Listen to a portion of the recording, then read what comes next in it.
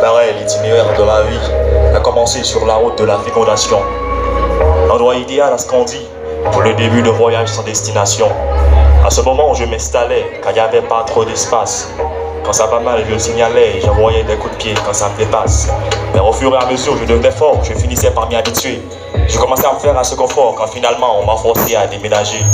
À l'insu de mon plein gré, je me suis retrouvé dans un univers inconnu. Et comme par réflexe, je me suis mis à crier, alors littéralement j'étais encore inconnu. Et cela devenait bizarre de plus en plus. On dirait que le changement de milieu m'a laissé quelques séquelles. Et bizarrement, ça m'a plu. Quelqu'un m'a appelé indemne. Depuis, j'ai passé des heures à galérer pour me tenir sur mes preuves fermement. J'ai puisé tous les moyens possibles pour m'exprimer, mais ce que j'arrivais à dire, c'était papa ou bien maman. Je commençais par m'en sortir, alors j'ai pensé avoir franchi les coupes de la dépendance, jusqu'à ce que dans les rues de l'éducation, on a refait connaissance. Alors, plein d'envie, plein d'ennui, plein de vie, j'ai grandi. J'ai erré dans un monde immonde, très petit, enfin c'est ce qu'on dit. Il y avait tellement de secrets, de mystères à percer, toutes ces choses concrètes, des galères à percer.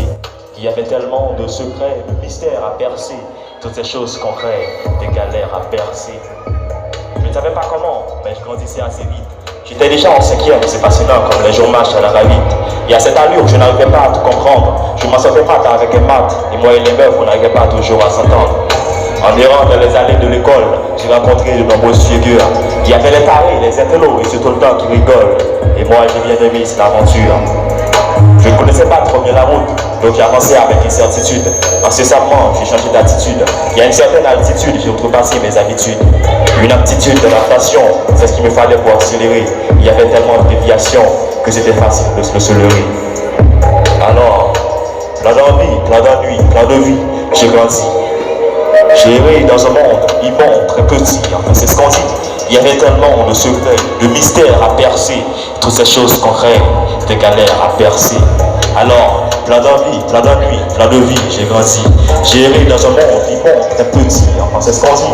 Il y avait tellement de secrets, de mystères à percer, toutes ces choses concrètes, des galères à percer.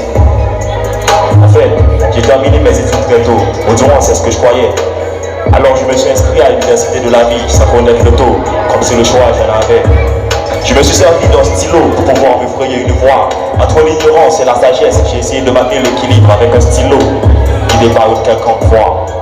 Alors, plein d'envie, plein d'ennui, plein de vie, j'ai grandi. J'ai erré dans un monde immonde, très petit, en français ce qu'on dit.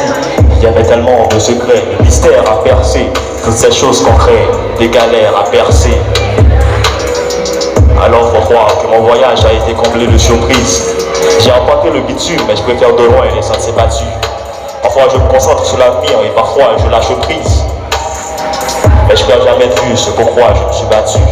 La route est longue, donc raison de plus pour apprécier chaque arrêt.